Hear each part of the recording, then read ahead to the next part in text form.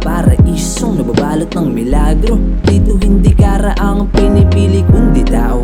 May maayos na gobyerno, ang Diyos Ama mismo ang namumuno. 10 commandments ang tinuturo, kaya walang gulo dahil ang lahat ay sumusunod sa batas na to.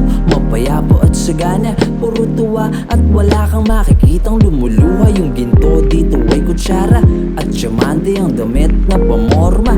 At ang paligid ay sadyang napakaganda sa sobrang linis. Kahit maglakad ka ng nakapaa at lahat ng dadaanan mo ay iyong kapamilya. At maglalaro kayo na parang mga bata, isang malaking asyenda na pagmamayari ng ating buong pamilya.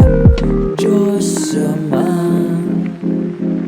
ikaw ay kamangha-mangha at sobrang bait mo. Ang pinakamabuting mo, dakila at tagapagpala. Mabait, matyaga, matalino, maawain, maunawain, mapagmahal at maalaga. Mapagpakumbaba, gumagabay, umaalalay sa buong buhay. At minamahal tayo ng tunay. Kahit minsan tayo'y naging pasaway, tayo'y inabot, inalagaan hanggang sa tayo magkamalay, di iniwan. Kahit sa dilim tayo ay naakay, at tong may edad na nag-alaga sa atin mula nung tayo ay mabuhay. Ang malamika ng walang hanggang buhay, ang amang hari. Diyos Ama, ikaw ay kamangha-mangha at sobrang bait mo.